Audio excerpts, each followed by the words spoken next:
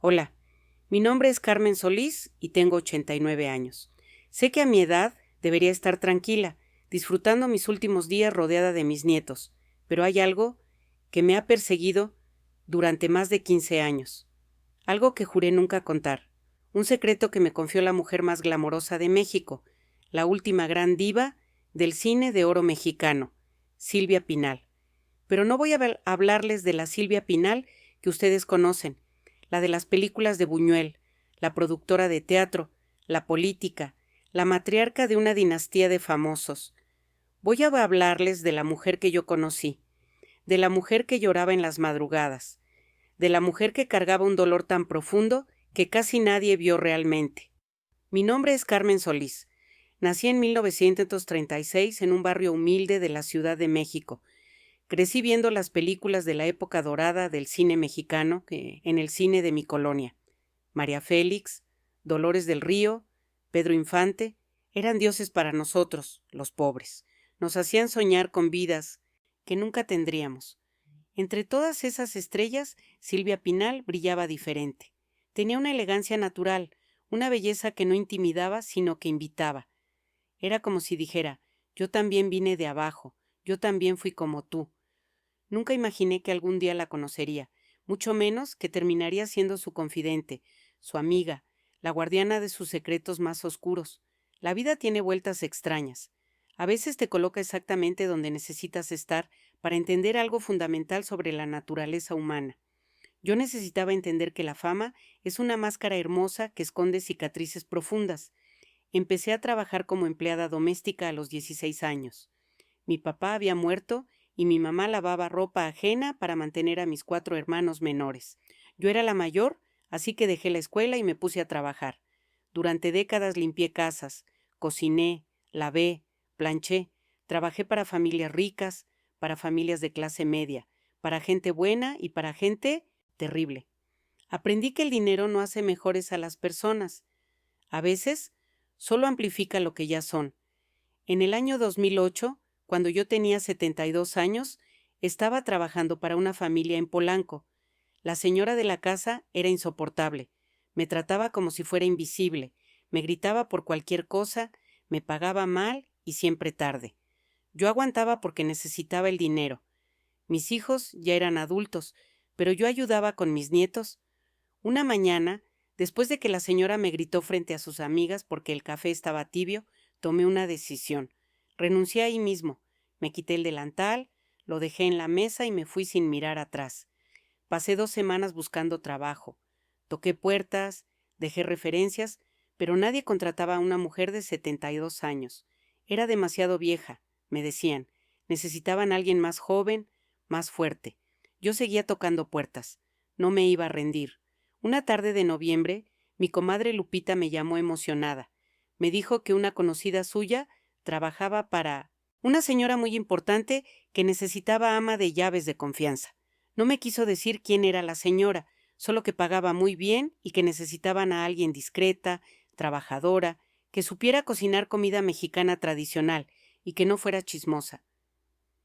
Me arreglé lo mejor que pude con mi ropa más decente y fui a la entrevista. La casa estaba en el Pedregal.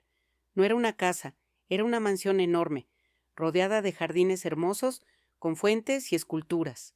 Toqué el timbre con las manos temblando. Me abrió una mujer de unos 50 años, seria, bien vestida. Era la administradora. Me hizo pasar a una sala decorada con elegancia, que yo solo había visto en revistas, muebles antiguos, cuadros en las paredes, pisos de mármol que brillaban como espejos. La entrevista duró casi 2 horas. Me preguntó todo: de dónde venía, dónde había trabajado, si tenía familia, si sabía leer y escribir, si podía guardar secretos. Esa última pregunta me llamó la atención. Le respondí que sí, que yo era muy discreta, que en tantos años trabajando había visto y escuchado muchas cosas y nunca había contado nada. Ella me miró fijo a los ojos, evaluándome. Luego me dijo algo que nunca olvidaré. Me dijo: Carmen, esta casa es diferente. La señora de esta casa es una persona muy pública, muy conocida. Necesitamos empleados que entiendan que lo que pasa dentro de estas paredes se queda aquí. ¿Entiende? Asentí sin saber todavía de quién hablaba. Entonces me lo dijo. Vas a trabajar para la señora Silvia Pinal. Sentí que el aire se me escapaba de los pulmones. ¿Silvia Pinal? ¿La Silvia Pinal? No lo podía creer. La Silvia Pinal que yo había visto en el cine desde niña, la que había trabajado con Luis Buñuel, la que había sido esposa de Gustavo Alatriste y de Enrique Guzmán, la madre de Alejandra Guzmán y Luis Enrique Guzmán, la productora de Mujer, Casos de la Vida Real. Esa Silvia Pinal, mi ídolo de la infancia. La administradora sonrió al ver mi reacción. Me dijo que sí, esa mismísima Silvia Pinal, pero que dentro de la casa ella era simplemente la señora Silvia, una mujer de 77 años que valoraba su privacidad y necesitaba empleados en quienes pudiera confiar absolutamente. Me ofreció el trabajo. El salario era generoso, mucho más de lo que había ganado en cualquier otro lugar. Tendría mi propio cuarto con baño privado, comida incluida, prestaciones de ley. Podría enviar dinero a mis hijos, ayudar con mis nietos, vivir dignamente. Acepté sin pensarlo 2 veces. La administradora me dijo que empezaría el lunes siguiente, que llegara a las 7 de la mañana. Me dio un uniforme nuevo, me explicó las reglas básicas de la casa y me pidió que firmara un acuerdo de confidencialidad. Firmé sin leer mucho. En ese momento no entendía realmente lo que estaba firmando. El lunes 17 de noviembre de 2008 fue mi primer día trabajando para Silvia Pinal. Llegué media hora antes por los nervios. La administradora, que se llamaba Mónica, me recibió y me enseñó la casa. Era una aún más grande de lo que parecía. Tenía 3 pisos, 10 habitaciones, 6 baños, sala, comedor, biblioteca, sala de televisión, gimnasio, estudio de grabación y un jardín que parecía parque público. Las paredes estaban llenas de fotografías de Silvia Pinal, con presidentes, con actores famosos, con artistas internacionales. Era como un museo dedicado a su vida y carrera. Mónica me llevó a la cocina, que era enorme y moderna, con electrodomésticos de última generación. Me presentó a Esteban, el chofer, y a don Ramiro, el jardinero que venía 3 veces por semana. Luego me mostró mi cuarto. Era pequeño pero cómodo, con una cama individual, un ropero, una mesita de noche y mi propio baño. Tenía una ventana que daba al jardín. Era 1000 veces mejor que muchos lugares donde había vivido. Mónica me explicó la rutina. La señora Silvia se levantaba tarde, alrededor de las 11 de la mañana. Le gustaba desayunar en su habitación, café americano, fruta fresca, pan tostado con mermelada y jugo de naranja recién exprimido. Nada de comida pesada en la mañana. A las 2 de la tarde bajaba a comer. Ahí sí quería comida mexicana tradicional. Sopa aguada, arroz, guisado, frijoles, tortillas hechas a mano. Era muy particular con su comida. Todo tenía que estar calientito, bien sazonado, presentado bonito. Mi trabajo consistía en limpiar la casa, lavar y planchar la ropa, preparar las comidas y estar disponible si la señora Silvia necesitaba algo. Mónica me advirtió que la señora tenía días buenos y días malos. En los días buenos era conversadora, cariñosa, te contaba historias de sus películas, se reía, era un encanto. En los días malos se encerraba en su habitación, no quería ver a nadie, apenas comía. Me dijo que aprendiera a identificar qué tipo de día era antes de acercarme demasiado. Los primeros días fueron de puro aprendizaje. Yo limpiaba, cocinaba, lavaba, todo con el cuidado de no hacer ruido, de no molestar. La señora Silvia estaba filmando una telenovela en esos días, así que salía temprano y volvía tarde. Cuando estaba en casa se encerraba en su habitación o en su estudio. Yo apenas la veía. Solo escuchaba su voz cuando hablaba por teléfono o cuando le daba instrucciones a Mónica. Fue en mi segunda semana cuando finalmente tuve mi primer encuentro real con ella. Era un domingo. La señora Silvia no había salido. Se quedó en casa descansando. Yo estaba en la sala limpiando los marcos de las fotografías cuando ella bajó. Iba vestida casual, con un pants elegante y una blusa de seda. Llevaba el pelo recogido y sin maquillaje. Aún así, se veía hermosa. Tenía esa presencia que solo tienen las verdaderas estrellas. Me vio limpiando y se detuvo. Me preguntó cómo me llamaba. Le respondí con voz temblorosa que Carmen, para servirle. Ella sonrió. Me dijo que no tenía que hablarle de usted, que con señora Silvia estaba bien. Me preguntó cuánto tiempo llevaba trabajando ahí, si me gustaba, si Mónica me trataba bien, si necesitaba algo. Le respondí que todo estaba perfecto, que era un privilegio trabajar para ella. Ella se rió suavemente. Me dijo: «Ay, Carmen, no soy ninguna reina. Soy solo una viejita que ha vivido mucho y ha cometido muchos errores. No me tengas en un pedestal, mija». Esas palabras me sorprendieron. No era lo que esperaba escuchar de alguien tan famosa. Luego se sentó en el sofá y me pidió que le contara de mí. Le conté brevemente sobre mis hijos, mis nietos, mi vida trabajando como empleada doméstica. Ella escuchó con atención genuina. Cuando terminé, me dijo algo que nunca olvidaré. Me dijo: «¿Sabes, Carmen? Tú y yo no somos tan diferentes. Las dos hemos trabajado duro toda la vida. La diferencia es que a mí me pusieron luces y cámaras, pero el trabajo es trabajo. Y criar hijos sola es lo más difícil del mundo, no importa si tienes dinero o no». Esa conversación duró apenas 15 minutos, pero cambió completamente mi forma de verla. Ya no era solo la estrella inalcanzable, era Silvia, una mujer de carne y hueso con sus propias batallas. Durante las siguientes semanas, la rutina continuó normalmente. Yo trabajaba, la señora Silvia iba y venía a sus grabaciones, a eventos, a reuniones. Mónica manejaba toda la agenda y la logística de la casa. Esteban la llevaba a todos lados. Don Ramiro mantenía el jardín impecable. Todo funcionaba como reloj suizo, pero yo empecé a notar cosas que no cuadraban con la imagen pública de la gran diva feliz y triunfadora. Por las noches, cuando todos dormían, yo escuchaba pasos en el piso de arriba. Eran pasos lentos, pesados, que iban y venían por el pasillo. Al principio pensé que era mi imaginación, o que la señora Silvia tenía insomnio ocasional, pero pasaba todas las noches, siempre después de las 12, siempre la misma rutina de pasos caminando de un lado a otro durante horas. Una noche me levanté para ir al baño y vi luz bajo la puerta de su habitación. Eran las 3 de la mañana. Escuché música bajita viniendo de adentro. No era música alegre, era música melancólica, boleros viejos de esos que hablan de amores perdidos y desamores. Me quedé parada en el pasillo sin saber qué hacer.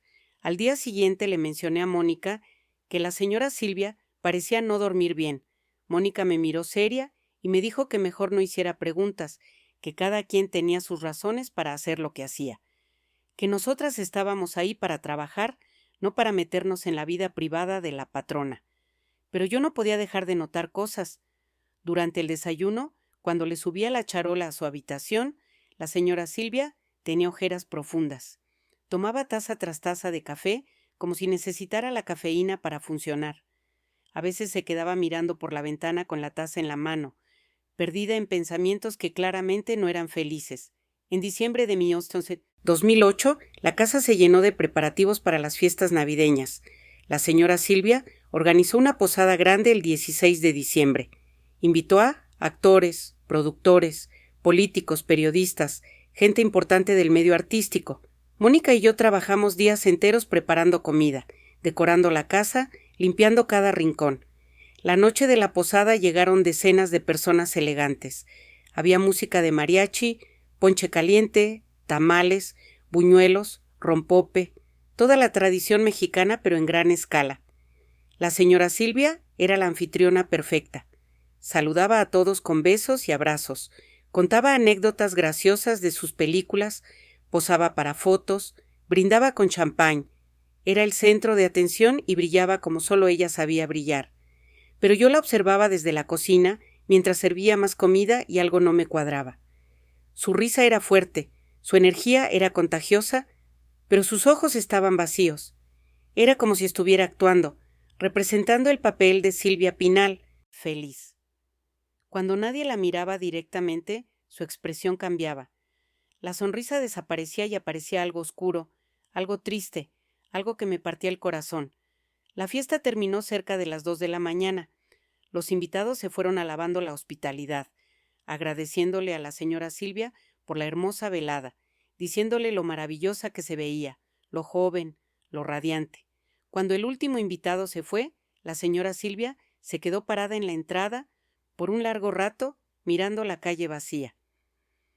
Luego cerró la puerta despacio y subió las escaleras sin decir palabra. Su transformación fue instantánea.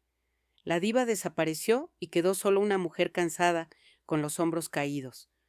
Mónica y yo nos quedamos limpiando hasta las 4 de la mañana. Cuando finalmente pude irme a dormir, pasé frente a la habitación de la señora Silvia. Había luz bajo la puerta otra vez y escuché algo que me heló la sangre. Escuché sollozos, llanto ahogado, como de alguien que está intentando no hacer ruido, pero no puede contener el dolor. Me quedé paralizada en el pasillo. No sabía qué hacer. ¿Debía tocar? ¿Debía fingir que no había escuchado nada? Finalmente, seguí caminando hacia mi cuarto, pero esa noche no pude dormir pensando en lo que había oído. La mujer que hacía reír y brillar a todos estaba llorando sola en su habitación a las 4 de la mañana. En enero de 2009, algo cambió en la dinámica de la casa. La señora Silvia empezó a quedarse más tiempo en casa. Canceló algunas grabaciones diciendo que necesitaba descansar. Se veía más callada, más distante. Mónica estaba preocupada. Le escuché hablar por teléfono con alguien diciendo que la señora no estaba bien, que tal vez necesitaba ver a un doctor, que parecía deprimida. Una tarde, mientras yo planchaba ropa en el cuarto de lavado, Mónica se sentó junto a mí y me habló en voz muy baja. Me dijo que la señora Silvia pasaba por estos episodios de vez en cuando. Días no, los que simplemente se apagaba. No quería salir, no quería ver a nadie, apenas comía. Le pregunté si sabía qué causaba esos episodios. Mónica suspiró profundo y me dijo que había muchas razones. La señora Silvia había vivido una vida muy intensa, había tenido 4 matrimonios, 3 divorcios, había criado 4 hijos siendo una de las actrices más ocupadas de México, había manejado un imperio de producción teatral, había sido diputada, había enfrentado escándalos públicos, traiciones, pérdidas. Todo eso pesa, todo eso deja cicatrices. Me dijo que la señora Silvia era fuerte, pero nadie es invencible. Todos tenemos un punto de quiebre. Esa revelación me hizo ver todo diferente. La señora Silvia no era solo la diva glamorosa, era una mujer que había cargado demasiado durante demasiado tiempo, una mujer que había tenido que ser fuerte cuando probablemente quería derrumbarse, una mujer que había actuado felicidad para el público mientras procesaba dolor en privado. En febrero de 2009 sucedió algo que cambió para siempre mi relación con la señora Silvia. Yo estaba en la cocina preparando la comida cuando recibí una llamada de mi hija. Mi nieto, el más chiquito, había tenido un accidente en la escuela. Se había caído de las escaleras y estaba en el hospital. Necesitaban hacer estudios, radiografías, tal vez cirugía. Mi hija lloraba desesperada. No tenía dinero para pagar todo eso. El seguro social estaba saturado y los doctores decían que necesitaban atenderlo en hospital privado, porque la fractura era complicada. Me puse a llorar sin poder contenerme. Mónica entró a la cocina y me encontró llorando con el teléfono en la mano. Le expliqué entre sollozos lo que había pasado. Ella me abrazó y me dijo que pidiera permiso para ir al hospital, que la señora Silvia lo entendería. Fui a buscar a la señora Silvia para pedirle permiso. La encontré en su estudio revisando unos guiones. Toqué la puerta suavemente. Cuando me vio entrar con la cara llena de lágrimas, se levantó inmediatamente de su escritorio. Me preguntó qué había pasado. Le expliqué entre sollozos que mi nieto estaba en el hospital, que necesitaba ir, que entendía si me descontaba el día o si me despedía, pero que por favor me dejara ir aunque fuera unas horas. Ella escuchó en silencio. Luego se acercó a mí. Me puso las manos en los hombros y me dijo algo que nunca olvidaré. Me dijo: Carmen, por supuesto que puedes ir. La familia es lo más importante. Ve y no te preocupes por nada. Luego llamó a Esteban y le ordenó que me llevara al hospital en su camioneta. Me dio su teléfono personal y me dijo que la llamara si necesitaba cualquier cosa. Cuando estaba por salir, me detuvo. Entró a su estudio y volvió con un sobre. Me lo dio y me dijo que era para ayudar con los gastos del hospital. Le dije que no podía aceptarlo, que era demasiado, que ella ya me estaba ayudando dejándome ir. Ella insistió. Me dijo: Carmen, tengo mucho dinero, más del que necesito. ¿Y de qué me sirve si no puedo ayudar a la gente que quiero? Toma esto y no lo rechaces. Es un regalo, no un préstamo. Abrí el sobre cuando estaba en la camioneta. Había 20,000 pesos. Era más de lo que yo ganaba en 3 meses. Gracias a ese dinero, mi nieto pudo ser operado ese mismo día en un hospital privado bueno. La cirugía salió bien. Los doctores dijeron que se recuperaría completamente. Cuando volví a la casa 2 días después, llevaba en el corazón una gratitud inmensa hacia la señora Silvia. Ella estaba en la sala cuando llegué. Se alegró de verme y me preguntó por mi nieto. Le conté que la cirugía había sido exitosa, que se recuperaría bien, todo gracias a su ayuda. Ella restó importancia al asunto con un gesto de la mano. Me dijo que lo importante era que mi nieto estuviera bien, que yo estuviera tranquila. Desde ese día, mi lealtad hacia ella fue absoluta. No importaba lo que viera, no importaba lo que escuchara, yo jamás traicionaría la confianza de una mujer que había ayudado a mi familia cuando más lo necesitábamos. Esa lealtad sería puesta a prueba de formas que yo nunca imaginé. En marzo de 2009, empecé a notar algo curioso en la rutina de la señora Silvia. 2 veces al mes, los días 10 y 25, recibía visitas muy particulares. Llegaba un señor mayor, elegante, con maletín. Se encerraba con la señora Silvia en su estudio durante 2 o 3 horas. Luego, se iba sin hablar con nadie más. Le pregunté a Mónica quién era ese señor. Ella me dijo que era el abogado de la señora Silvia, que venía para revisar asuntos legales, documentos, testamentos. Me dijo que no hiciera preguntas, que esos eran asuntos privados, pero mi curiosidad natural me hacía observar. Noté que cada vez que el abogado se iba, la señora Silvia se quedaba en su estudio por horas. A veces salía con los ojos rojos como si hubiera estado llorando. A veces salía con expresión angustiada, preocupada. Una tarde de abril, después de una de esas visitas del abogado, la señora Silvia me llamó a su estudio. Yo fui nerviosa pensando que había hecho algo mal. Cuando entré, ella estaba sentada en su escritorio con un sobre de Manila frente a ella. Me pidió que cerrara la puerta y que me sentara. Obedecí con el corazón latiéndome fuerte. Ella me miró fijo a los ojos por largo rato, evaluándome. Luego me habló con voz seria. Me dijo: «Carmen, quiero preguntarte algo importante. ¿Tú crees que soy buena persona?» La pregunta me tomó por sorpresa. Le respondí con honestidad. Le dije que sí, que ella había sido muy generosa conmigo, que me había ayudado cuando mi nieto estaba en el hospital, que me trataba con respeto y dignidad. Ella sonrió con tristeza. Me dijo: «Ay, Carmen, si supieras las cosas que he hecho en mi vida, las decisiones que he tomado, no sé si soy tan buena persona como crees». Le dije que todos cometemos errores, que nadie es perfecto, que lo importante es el corazón. Ella se quedó en silencio largo rato mirando el sobre de Manila. Luego me preguntó: «¿Puedo confiar en ti, Carmen? ¿De verdad puedo confiar en que lo que te diga no saldrá de esta habitación?» Le juré por mis hijos que podía confiar en mí, que yo jamás traicionaría su confianza. Ella asintió. Luego abrió el sobre y sacó unas fotografías viejas, amarillentas por el tiempo. Me mostró la primera foto. Era una foto de ella cuando era joven, tal vez de 25 o 26 años. Estaba hermosa, radiante, en lo que parecía ser un jardín o parque, pero no estaba sola. Junto a ella había un bebé hermoso de pocos meses, con rizos dorados y ojos grandes. Le pregunté quién era ese bebé. Ella cerró los ojos y las lágrimas empezaron a correr por su cara. Con voz quebrada me dijo: «Es mi hijo, Carmen, mi hijo secreto». Sentí que el mundo se detenía. ¿Su hijo secreto? Pero la señora Silvia tenía 4 hijos conocidos: Silvia Pasquel, Viridiana la Triste, Alejandra Guzmán y Luis Enrique Guzmán. ¿Había un 5.º hijo que nadie sabía? Ella vio mi expresión de shock y asintió.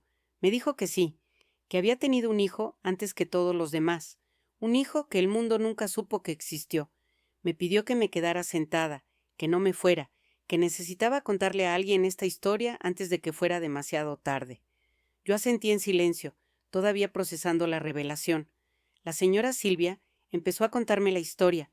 Me dijo que en 1961, cuando ella tenía solo 29 años, estaba en la cúspide de su carrera. Acababa de filmar Viridiana con Luis Buñuel, película que la pondría en el mapa internacional. Estaba casada con Gustavo Alatriste, productor poderoso del cine mexicano. Pero su matrimonio era complicado. Gustavo era controlador, celoso, posesivo. La amaba a su manera, pero esa manera era sofocante. Ella se sentía atrapada en una jaula de oro. Tenía fama, dinero, prestigio, pero no tenía libertad. Fue en ese contexto que conoció a un hombre. No me quiso decir su nombre completo, solo me dijo que se llamaba Roberto y que era un escritor argentino que había venido a México huyendo de la dictadura en su país. Era inteligente, culto, sensible, todo lo que Gustavo no era. Se enamoraron en secreto. Fue un romance intenso, apasionado, prohibido. Se veían en hoteles discretos, en casas de amigos de confianza, siempre escondiéndose de la prensa, de Gustavo, del mundo. La relación duró casi un año. Roberto le pedía que se divorciara de Gustavo, que se fueran juntos a Europa, que empezaran una nueva vida lejos de México. Pero ella tenía miedo. Divorciarse en 1961 era escándalo enorme, especialmente para una actriz en la cima de su carrera. México era muy conservador en esa época. Un divorcio podía arruinar su imagen, terminar su carrera. Además, Gustavo era hombre poderoso con conexiones en el gobierno, en el cine, en todos lados. Podía destruirla si quería. Mientras ella dudaba, descubrió que estaba embarazada. Era de Roberto, no había duda. Cuando se lo dijo, Roberto se llenó de felicidad. Quería que tuvieran ese bebé, que formaran una familia. Le suplicó que se divorciara de Gustavo, que revelara todo, pero ella entró en pánico. Un bebé, fuera del matrimonio en 1961, era peor que un divorcio. La prensa la destrozaría. La llamarían inmoral, prostituta, mala mujer. Su carrera terminaría. México le daría la espalda. Tenía dos opciones terribles: abortar o tener el bebé en secreto y darlo en adopción. El aborto era ilegal y peligroso en esa época. Podía morir en el intento. Decidió tener el bebé en secreto. Le mintió a Gustavo, diciendo que necesitaba ir a Estados Unidos por unos meses para estudiar actuación con un maestro famoso. Gustavo aceptó la historia. Ella viajó a Los Ángeles en su cuarto mes de embarazo, acompañada solo de una amiga de confianza. Pasó los siguientes 5 meses escondida en una casa en las afueras de Los Ángeles. Roberto viajó varias veces a visitarla. Le suplicaba que se quedara con él, que criaran juntos a su hijo, pero ella ya había tomado la decisión. El bebé sería dado en adopción a una familia americana. Era la única forma de proteger su carrera, su reputación, su lugar en el cine mexicano. Roberto estaba devastado, pero finalmente aceptó su decisión. Le hizo prometer que al menos le daría un nombre al bebé antes de entregarlo. Ella aceptó. El bebé nació en diciembre de 1961. Era un varón hermoso, sano, con rizos dorados y ojos verdes. Lo llamaron Andrés Roberto. La señora Silvia lo tuvo en sus brazos durante 3 días en el hospital. 3 días en los que lloró sin parar, sabiendo que tendría que entregarlo. Me contó que esos fueron los días más dolorosos de su vida. Cada vez que lo amamantaba, cada vez que lo mecía, cada vez que lo miraba dormir, sabía que era tiempo robado, tiempo que nunca volvería. El 4.º día llegó la pareja que adoptaría al bebé. Eran americanos, de buena familia, con recursos económicos, no podían tener hijos propios y querían desesperadamente adoptar. La señora Silvia les entregó a su hijo con el corazón roto en 1000 pedazos. Vio cómo la mujer cargaba a Andrés con ternura. Vio cómo el hombre los miraba con amor. Sabía que le darían una buena vida. Eso debería haberla consolado, pero solo intensificaba el dolor. Su hijo tendría una buena vida, pero esa vida no incluiría a su madre verdadera. Volvió a México 2 semanas después. Le dijo a Gustavo que el curso había sido maravilloso, que había aprendido mucho. Él no sospechó nada. Retomó su carrera como si nada hubiera pasado. Filmó películas, hizo teatro, sonrió para las cámaras. Nadie sabía que por dentro estaba destrozada. Roberto intentó mantener contacto con ella, pero ella cortó toda comunicación. Era demasiado doloroso. Él eventualmente volvió a Argentina y se casó con otra mujer. Tuvieron hijos, hicieron su vida. La señora Silvia nunca lo volvió a ver. Mientras me contaba todo esto, las lágrimas no dejaban de correr por su cara. Yo también lloraba escuchándola. No podía imaginar el dolor de tener que entregar a tu propio hijo, de tener que actuar que nada había pasado, de cargar ese secreto durante décadas. Le pregunté si alguien más sabía de la existencia de Andrés. Me dijo que no, que solo Roberto, su amiga que la acompañó a Los Ángeles y el abogado que manejó la adopción sabían. Roberto había muerto hacía 10 años, su amiga había muerto hacía 5, el abogado original también había muerto. Ahora solo quedaba ella cargando ese secreto.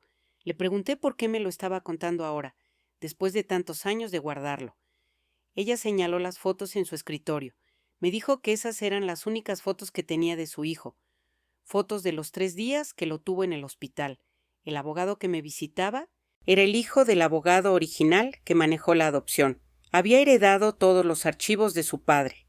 Hace 2 meses le había traído noticias sobre su hijo. Me contó que Andrés había crecido en California. Los padres adoptivos le cambiaron el nombre a Andrew Sanders. Creció sin saber que era adoptado. Tuvo una vida normal, buena. Estudió en buenas escuelas, fue a la universidad, se convirtió en ingeniero. Se casó y tuvo 2 hijos. Ahora tenía 47 años. Vivía en San Diego con su familia. Pero hace 1 año, los padres adoptivos habían muerto en un accidente de carro. Entre sus cosas, Andrew encontró documentos de la adopción. Descubrió que era adoptado. Descubrió que su madre biológica era mexicana. El abogado le contó a la señora Silvia que Andrew la estaba buscando. Había contratado investigadores privados para encontrar a su madre biológica. Los investigadores ya habían rastreado hasta el hospital en Los Ángeles. Era cuestión de tiempo antes de que llegaran hasta ella. La señora Silvia estaba aterrada. Si Andrew la encontraba y hacía pública la historia, todo se vendría abajo. Su imagen de diva, respetable, de matriarca de familia famosa, todo sería cuestionado. La prensa la destrozaría. Sus otros hijos se sentirían traicionados. ¿Cómo les explicaría que tenían un hermano mayor que ella había escondido durante casi 50 años? Le pregunté qué planeaba hacer. Ella me dijo que estaba considerando sus opciones.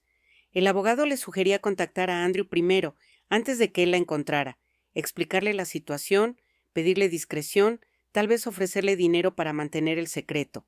Pero ella sabía que eso era sucio, cobarde. Su hijo merecía conocer la verdad sin condiciones, sin sobornos. Por otro lado, si permitía que Andrew la encontrara y la historia salía a la luz, las consecuencias serían devastadoras no solo para ella, sino para toda su familia. Me miró con ojos llenos de desesperación y me preguntó: ¿qué harías tú, Carmen? Si estuvieras en mi lugar, ¿qué harías? No supe qué responder. Era una decisión imposible. Ambas opciones tenían consecuencias terribles. Finalmente, le dije que tal vez su hijo solo quería conocer a su madre, que tal vez no le importaba la fama o el escándalo, que tal vez solo quería respuestas sobre de dónde venía. Ella asintió. Me dijo que eso era lo que más le asustaba. No el escándalo, sino enfrentarse a su hijo después de haberlo abandonado hace 47 años. ¿Qué le diría? ¿Cómo le explicaría que eligió su carrera sobre él? ¿Cómo le pediría perdón por una decisión que no tenía perdón? Pasamos horas conversando esa tarde. Ella me contó más detalles sobre esos 3 días en el hospital con Andrés. Me contó cómo memorizó cada detalle de su carita, cómo le cantaba canciones de cuna mexicanas, cómo le prometió que aunque no pudiera criarlo, siempre lo amaría desde lejos. Me contó sobre las noches durante los siguientes 47 años en las que lloraba pensando en él. Cada cumpleaños de Andrés, cada Navidad, cada momento importante que se perdía, eran como puñales en su corazón. Me confesó que parte de la razón por la que tuvo 4 hijos más era para llenar el vacío que Andrés había dejado, pero ninguno de ellos pudo llenar ese vacío. Cada vez que cargaba a Silvia, a Viridiana, a Alejandra, a Luis Enrique, pensaba en Andrés.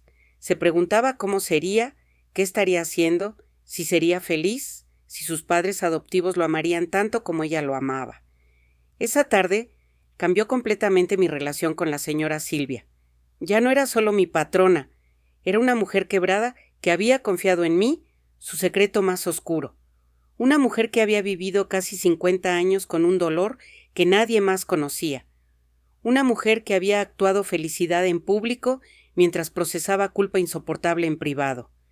Esa noche, después de nuestra conversación, me fui a mi cuarto y lloré. Lloré por la señora Silvia, por Andrés, por todas las madres que han tenido que tomar decisiones imposibles, en circunstancias imposibles. Lloré por la injusticia de un mundo que castiga a las mujeres por ser humanas, por cometer errores, por elegir entre opciones que nunca deberían tener que elegir. Los días siguientes fueron extraños. La señora Silvia y yo compartíamos ahora un secreto que nadie más en la casa conocía. Mónica notó que la señora me llamaba más seguido a su estudio, que conversábamos largo rato. Me preguntó si todo estaba bien, si la señora estaba enojada conmigo por algo.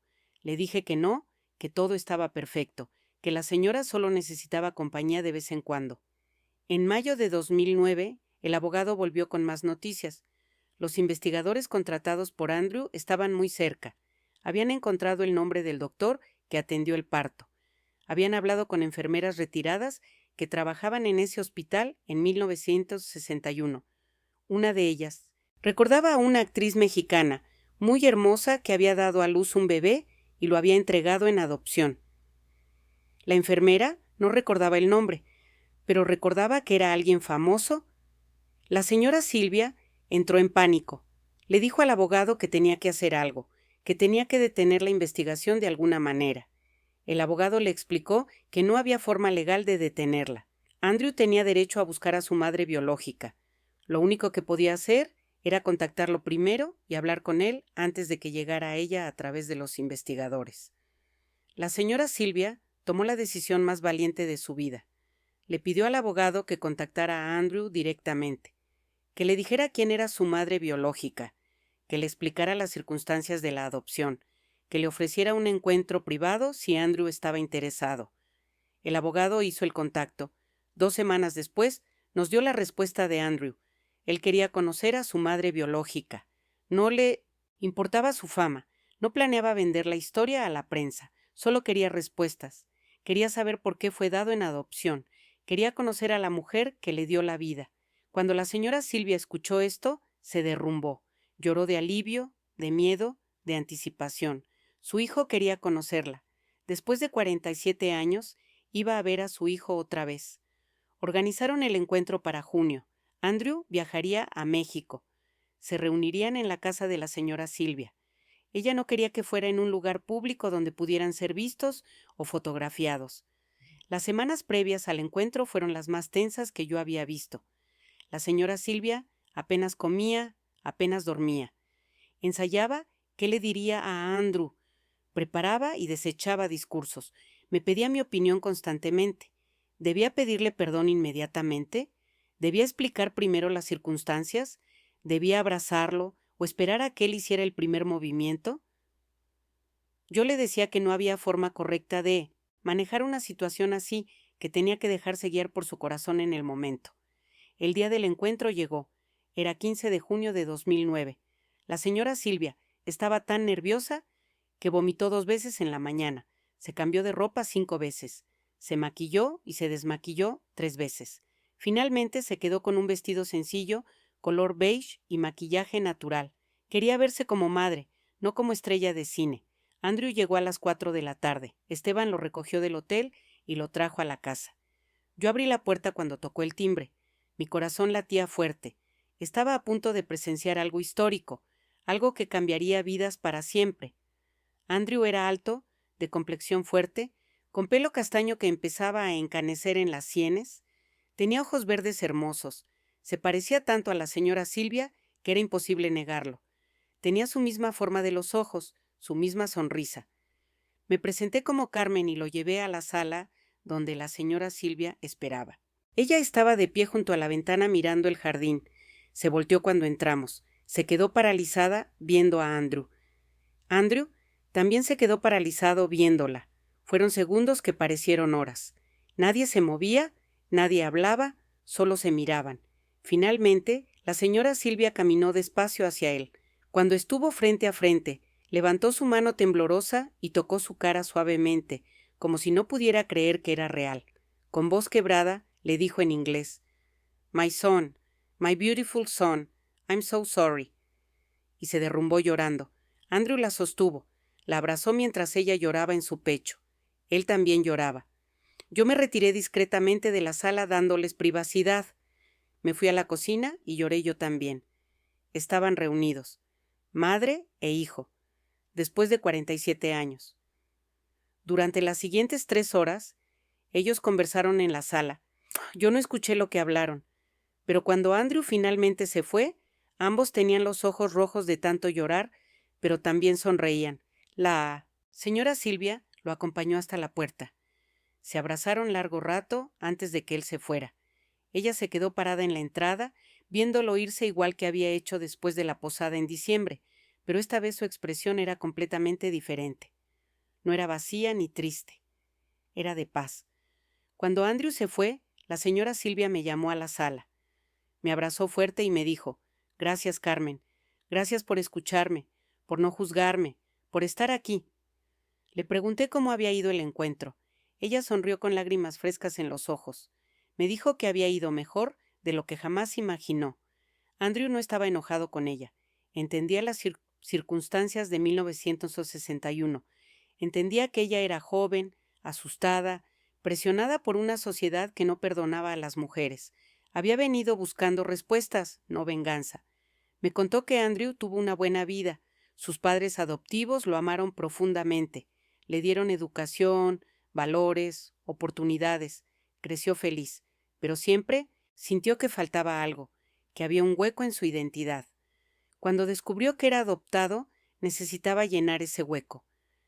Necesitaba saber de dónde venía, quién era su madre, por qué lo dio en adopción.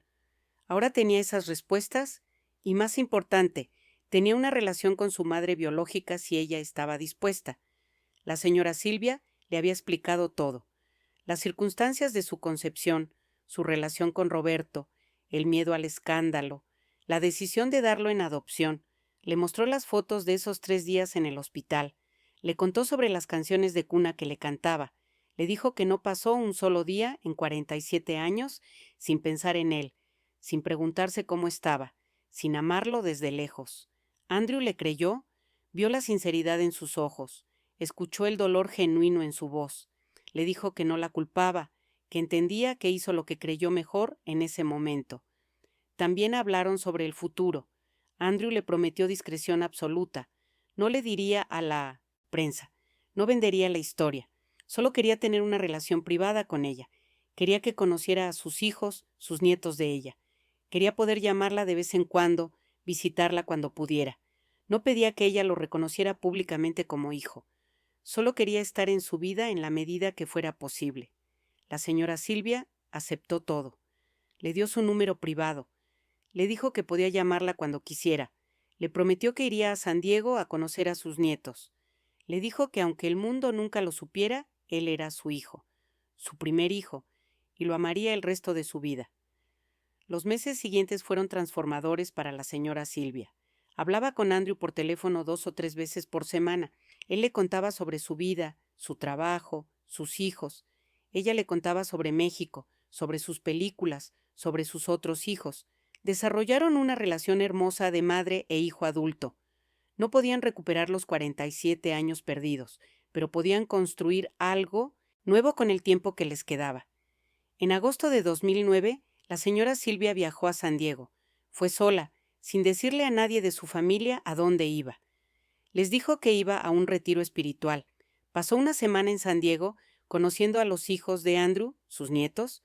Eran 2 varones de 15 y 12 años, hermosos, educados, con los ojos verdes de su abuelo y bisabuela.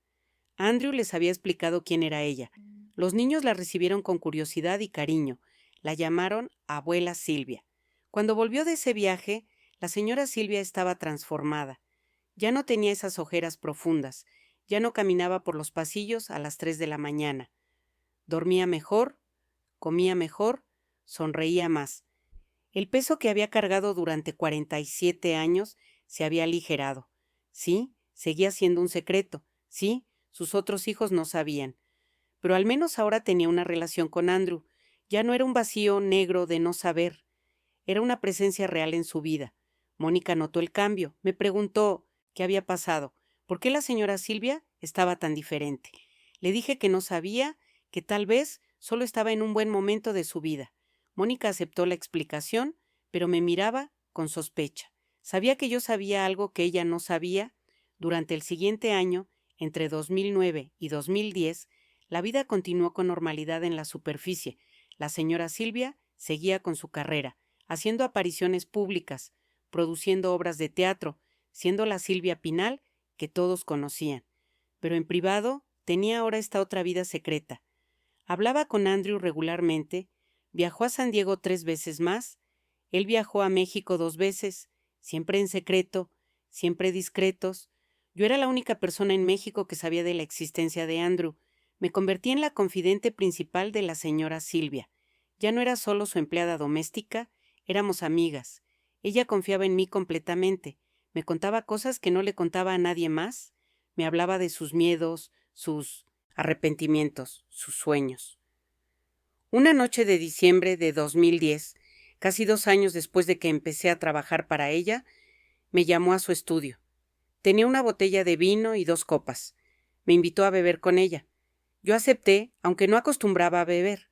Nos sentamos en su sofá y ella me dijo algo que me conmovió hasta las lágrimas. Me dijo: «Carmen, eres la hermana que nunca tuve, la amiga que siempre necesité. No sé qué habría hecho estos últimos 2 años sin ti. Me escuchaste sin juzgarme, guardaste mi secreto, me apoyaste cuando más lo necesitaba. Te voy a estar agradecida por el resto de mi vida». Le respondí que el privilegio era mío, que conocer a la mujer real detrás de Silvia Pinal había sido un regalo. Brindamos esa noche por la amistad, por los secretos compartidos, por la confianza mutua. En 2011 sucedió algo que complicó todo. Silvia Pasquel, la hija mayor de la señora Silvia, empezó a sospechar que su madre escondía algo. Notó los viajes misteriosos a San Diego. Notó las llamadas telefónicas que su madre terminaba abruptamente cuando ella entraba a la habitación. Notó que su madre estaba diferente, más feliz, pero también más reservada. Silvia le preguntó directamente a su madre si estaba viendo a alguien, si tenía un novio secreto. La señora Silvia se rió y le dijo que no, que a sus 79 años ya no estaba para esos trotes, que sus viajes eran solo para descansar. Silvia no le creyó completamente, pero no insistió. Sin embargo, empezó a vigilar más de cerca. Le pidió a Mónica que le reportara los movimientos de su madre. Mónica, siendo leal a Silvia, que técnicamente era quien pagaba su salario, empezó a reportar. Mónica le contaba sobre las llamadas telefónicas, sobre los viajes, sobre las conversaciones largas que la señora Silvia tenía conmigo en su estudio. Silvia empezó a sospechar de mí. Pensaba que yo sabía algo que ellos no sabían. Un día, Silvia llegó a la casa sin avisar. Entró directamente a la cocina donde yo estaba preparando la comida. Me preguntó sin rodeos: «Carmen, ¿qué está pasando con mi madre? ¿A dónde va cuando viaja? ¿Con quién habla por teléfono?».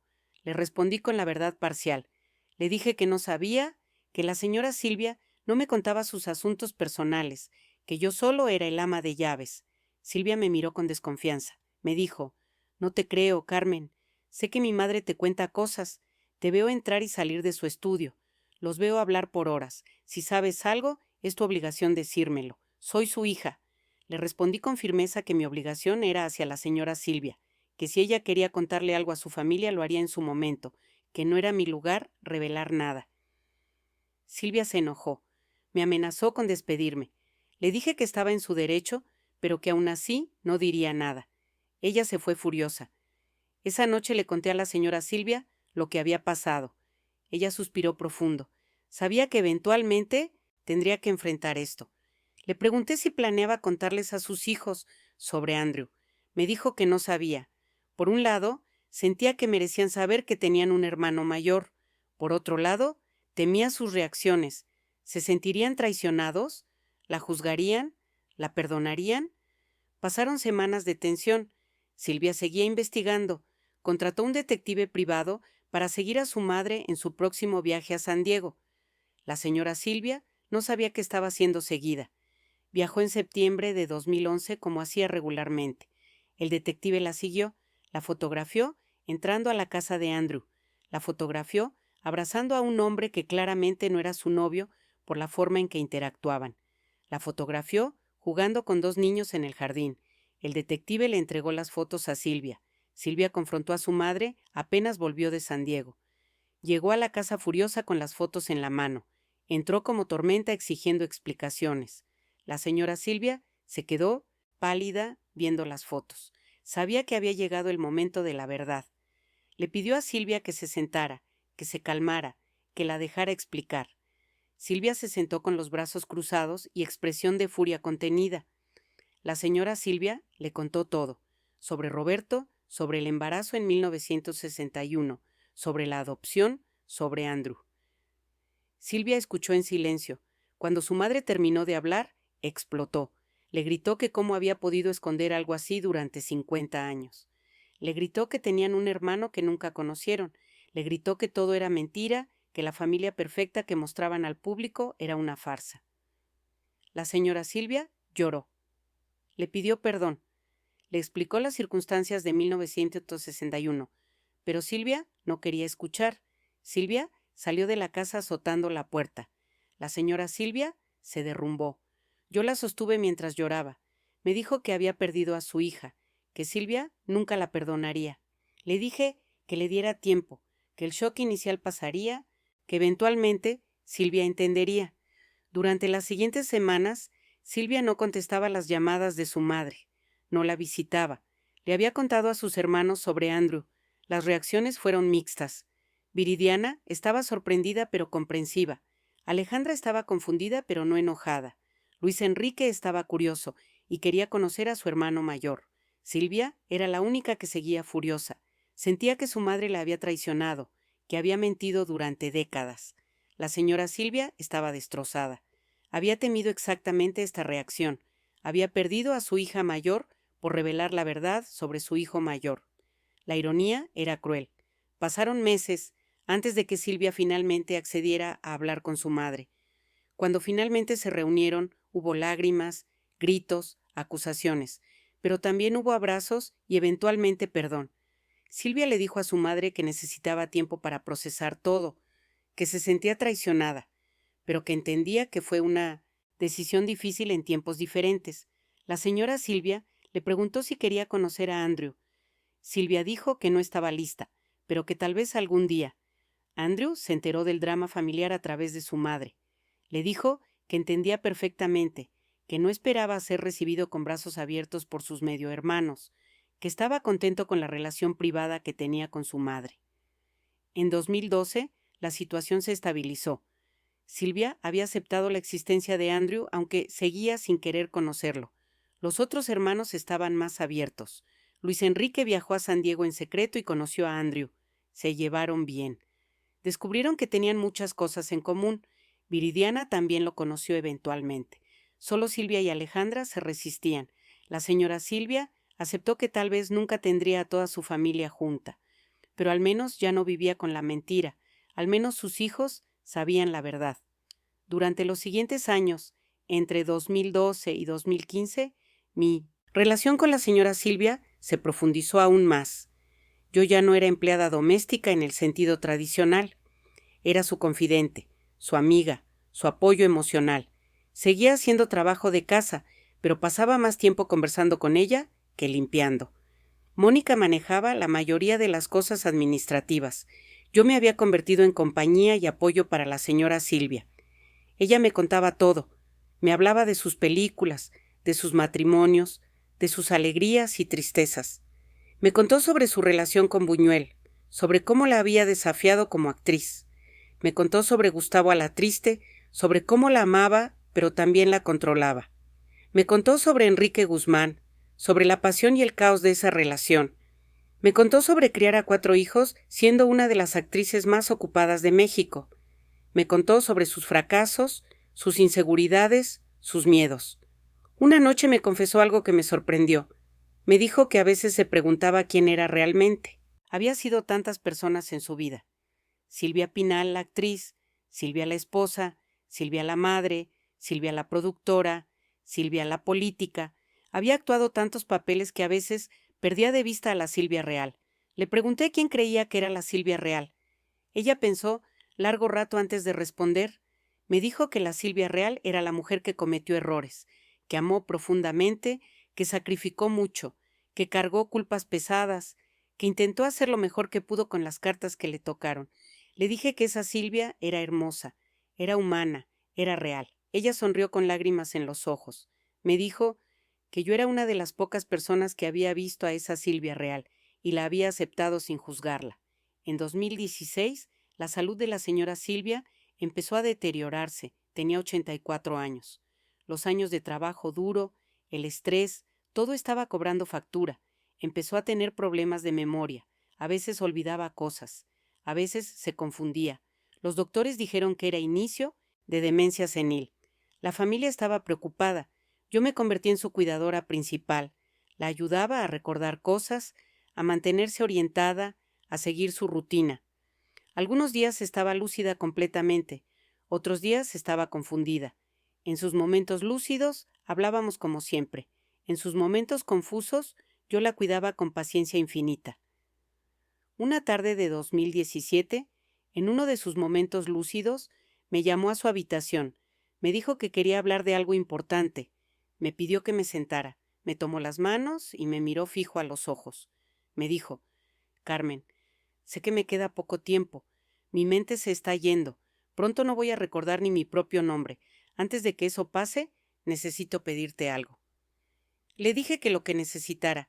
Ella continuó: Cuando yo muera, quiero que le cuentes al mundo la verdad sobre Andrew. No inmediatamente. Espera un tiempo prudente, pero eventualmente cuenta la historia. Cuenta sobre el hijo que tuve que dar en adopción.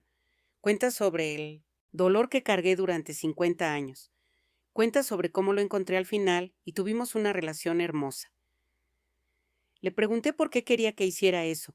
Ella me explicó: porque hay miles de mujeres que han pasado por lo mismo, mujeres que tuvieron que dar hijos en adopción por circunstancias imposibles, mujeres que cargan esa culpa en silencio. Quiero que sepan que no están solas. Quiero que sepan que hasta Silvia Pinal, la gran diva, pasó por eso. Quiero que mi historia les dé permiso para sanar, para perdonarse. Le prometí que lo haría, que cuando ella muriera y pasara tiempo prudente, contaría su historia. Ella me agradeció, me dijo que confiaba en mí completamente para contar la historia con respeto, con honestidad, con compasión. Los años siguientes fueron difíciles. La demencia de la señora Silvia avanzaba. Había días en que no me reconocía. Había días en que pensaba que yo era su mamá o su hermana. Había días en que creía que seguía filmando películas de los años 60. Su familia contrató enfermeras profesionales para ayudar con su cuidado, pero yo seguía siendo constante en su vida. Andrew viajaba regularmente desde San Diego para ver a su madre. Sentía a su lado, aunque ella ya no lo reconocía siempre. Le hablaba suavemente, le sostenía la mano, le cantaba las canciones de cuna que ella le había cantado en esos 3 días en el hospital hace casi 60 años. Silvia eventualmente se ablandó. Conoció a Andrew finalmente en 2018. Fue un encuentro tenso al principio, pero terminó con un abrazo. Ella le dijo: Siento que nuestra madre haya tenido que pasar por todo eso sola. Siento que no estuviéramos ahí para apoyarla. Andrew le respondió: Ella hizo lo que pudo con lo que sabía en ese momento. Eso es todo lo que cualquiera de nosotros puede hacer. La señora Silvia Pinal murió el 28 de noviembre de 2019. Tenía 88 años. Murió rodeada de sus hijos, sus nietos. Yo estaba ahí también, de pie en una esquina de la habitación, viendo a la mujer que había sido mi patrona, mi amiga, mi confidente, respirar por última vez. Fue pacífico, estaba dormida. Simplemente dejó de respirar. Su funeral fue evento masivo. Miles de personas lloraban a la última gran diva del cine de oro mexicano. Políticos, artistas, gente común llenaban las calles. La enterraron con honores que merecía. Los periódicos publicaban especiales sobre su vida, su carrera, su legado. Pero ninguno de esos artículos mencionaba a Andrew, ninguno mencionaba al hijo secreto, ninguno sabía la historia completa. Andrew asistió al funeral discretamente. No se identificó como hijo. Se mezcló entre la multitud, lloró a su madre desde el anonimato. Después del funeral, la familia me agradeció por años de servicio leal. Me ofrecieron seguir trabajando para ellos, cuidando la casa que había sido de la señora Silvia. Acepté. No estaba lista para irme. Esa casa tenía demasiados recuerdos. Durante los siguientes meses, ayudé a la familia a organizar las pertenencias de la señora Silvia. Entre sus cosas encontramos cientos de fotos de Andrew que había guardado en secreto. fotos que él le había enviado a través de los años, fotos de sus nietos, cartas que se habían escrito. Silvia lloró viendo todo eso. Finalmente entendió completamente el peso que su madre había cargado. Le dijo a Andrew: «Debí haber sido más comprensiva, debí haber aceptado esto antes. Perdí años de conocer a mi hermano por mi terquedad». Andrew la abrazó, le dijo que no había tiempo perdido, que podían construir una relación ahora. Y lo hicieron. Los hermanos Pinal empezaron a incluir a Andrew en sus reuniones familiares, en privado, por supuesto. El público seguía sin saber de su existencia. Pero dentro de la familia, Andrew era aceptado como el hermano mayor. Los hijos de Andrew conocieron a sus tíos y primos mexicanos. Se formaron lazos hermosos. En 2020, cuando empezó la pandemia, yo me retiré finalmente. Tenía 84 años. Era hora de descansar. La familia me dio una pensión generosa. Me agradeció por todo. Me fui a vivir con mi hija. Pero guardé mi promesa a la señora Silvia. Esperé. Dejé que pasara tiempo. Dejé que el dolor del duelo sanara. Y ahora, en 2024, 5 años después de su muerte, decidí contar esta historia. Contacté a Andrew. Le pregunté si estaba de acuerdo con que revelara la verdad. Él me dijo que sí, que su madre habría querido que la historia se contara, que otras mujeres supieran que no están solas en su dolor. También hablé con Silvia, Viridiana, Alejandra y Luis Enrique. Les expliqué que quería honrar la última voluntad de su madre. Silvia dudó al principio. Le preocupaba el escándalo. Pero sus hermanos la convencieron. Luis Enrique me dijo: «Mamá vivió demasiados años con este secreto. Es hora de que la verdad salga. Es hora de que la gente sepa que era humana, que cometió errores como todos, que amó profundamente a todos sus hijos, incluido el que tuvo que dar en adopción. Así que aquí estoy, Carmen Solís, 89 años, contando la historia que prometí contar. La historia del hijo secreto de Silvia Pinal. La historia de una madre que sacrificó su corazón para proteger su carrera. La historia de un hijo que creció sin conocer a su madre biológica, pero que eventualmente la encontró. La historia de una familia que aprendió que el amor es más fuerte que el tiempo perdido. Quiero que las mujeres que han pasado por esto sepan algo importante. No están solas. Dar un hijo en adopción no las hace malas madres. Las circunstancias a veces obligan decisiones imposibles, y esas decisiones no definen quiénes son. Silvia Pinal fue muchas cosas en su vida: actriz, productora, madre, abuela, ícono, pero también fue una mujer que cometió errores, que cargó culpa, que amó desde lejos, que finalmente encontró redención. Su historia merece ser contada completa, no solo la parte glamorosa de las películas y los premios, también la parte humana de las lágrimas nocturnas y las decisiones imposibles, porque esa es la Silvia Pinal real, la que yo conocí, la que lloró en mis brazos, la que me confió sus secretos más oscuros, la que me enseñó que detrás de cada estrella hay un ser humano con heridas profundas. Andrew me pidió que incluyera algo en esta historia. Quiere que la gente sepa cómo fue crecer sin conocer a su madre biológica. Me dio permiso para compartir lo que me contó. Él creció en una familia amorosa. Sus padres adoptivos, Robert y Margaret Sanders, lo amaron como si fuera su hijo biológico. Le dieron todo: educación, valores, estabilidad. Nunca le dijeron que era adoptado. Pensaban que era mejor que no supiera. Creció feliz en San Diego. Tuvo una infancia normal. Jugaba béisbol, iba a la escuela, salía con amigos, pero siempre sintió que algo no cuadraba. No se parecía a sus padres. Tenía rasgos diferentes. Su papá era rubio de ojos azules. Su mamá era pelirroja de piel muy blanca. Él tenía pelo castaño oscuro y ojos verdes. La gente comentaba que no se parecía a ellos. Sus padres decían que había salido a algún pariente lejano. Andrew aceptaba esa explicación, pero algo dentro de él sabía que no era completamente cierta. A los 35 años, sus padres adoptivos murieron en un accidente de carro. Fue devastador. Eran las únicas figuras parentales que conocía. Los amaba profundamente. Mientras organizaba sus cosas después del funeral, encontró documentos de adopción en una caja en el ático. Fue un shock tremendo. Toda su vida había sido una mentira. Bueno, no mentira exactamente, pero sus padres le habían ocultado información fundamental sobre su identidad. Inicialmente sintió enojo. ¿Por qué nunca le dijeron? ¿Por qué le ocultaron la verdad? pero con el tiempo el enojo se transformó en curiosidad. Quería saber quién era su madre biológica, quería saber por qué lo dio en adopción, quería conocer la otra mitad de su historia. Contrató investigadores. La búsqueda tomó años. Los documentos de adopción tenían información limitada. Solo decían que la madre era mexicana, soltera, joven, pero los investigadores eran buenos. Rastrearon hasta el hospital en Los Ángeles. Encontraron enfermeras retiradas que recordaban. Eventualmente llegaron hasta el nombre, Silvia Pinal. Andrew no lo podía creer. ¿Su madre biológica era una de las actrices más famosas de México? Investigó sobre ella. Vio sus películas. Leyó sobre su vida. Se quedaba despierto noches enteras mirando su cara en fotos antiguas, buscando similitudes con la suya. Cuando el abogado lo contactó ofreciéndole conocerla, Andrew estaba aterrado y emocionado al mismo tiempo. Aterrado porque no sabía cómo sería el encuentro. ¿Ella lo querría conocer? ¿Se arrepentiría de haberlo dado en adopción? ¿Lo rechazaría otra vez?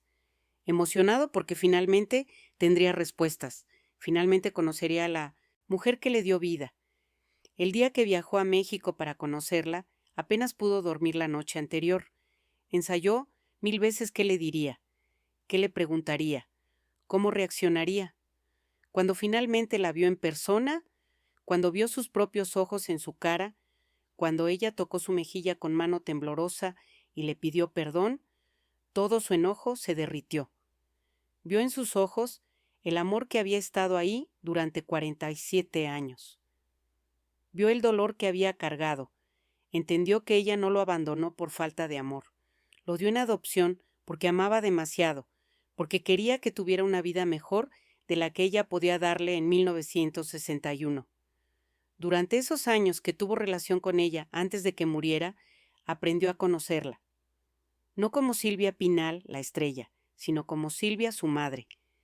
Ella le contó historias de su vida. Le mostró fotos de sus otros hijos, sus medio hermanos. Le contó sobre Roberto, su padre biológico.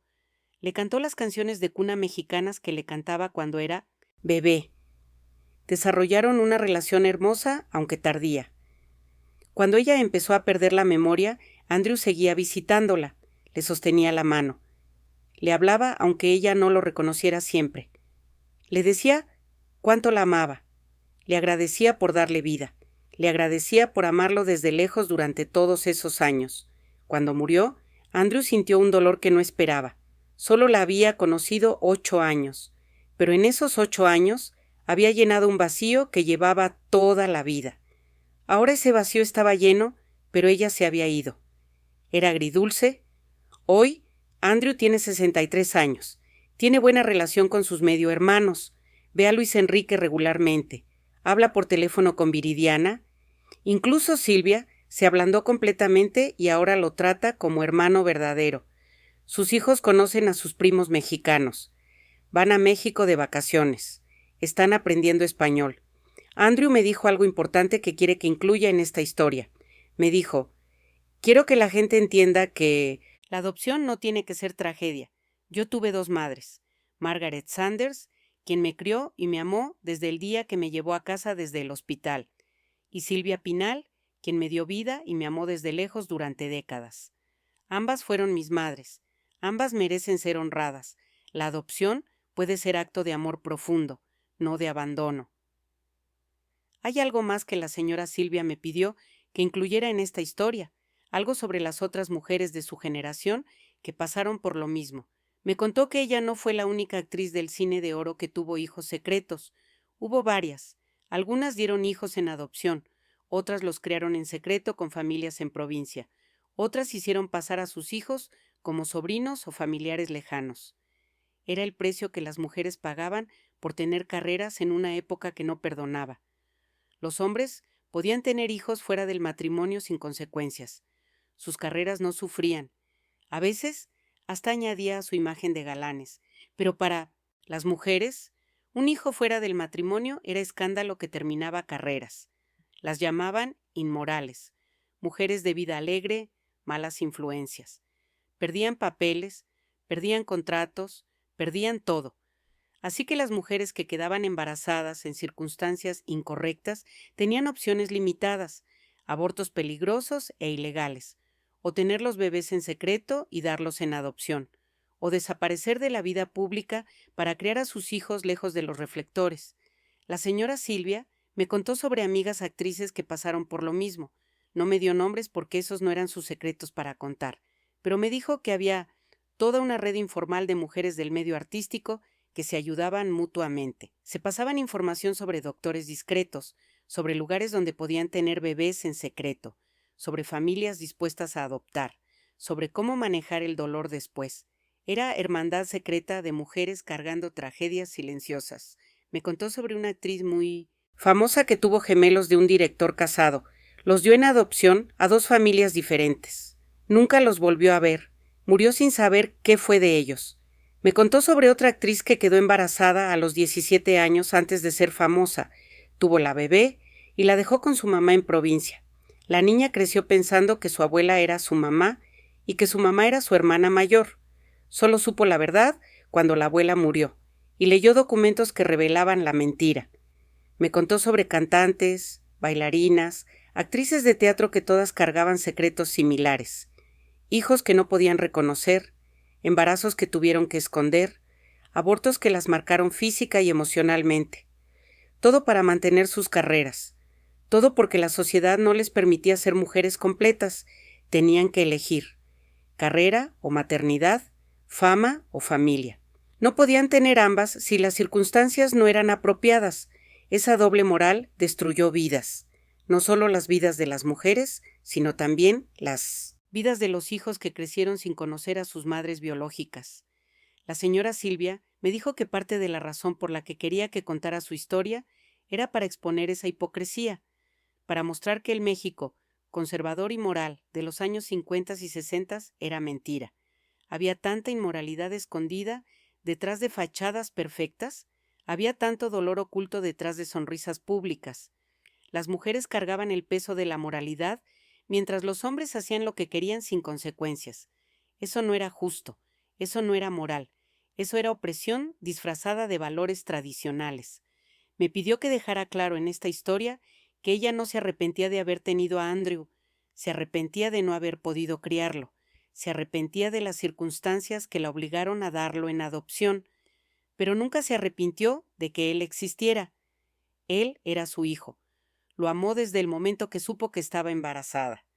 Ese amor nunca desapareció a pesar de los años y la distancia. También quería que quedara claro que ella no culpaba a Roberto.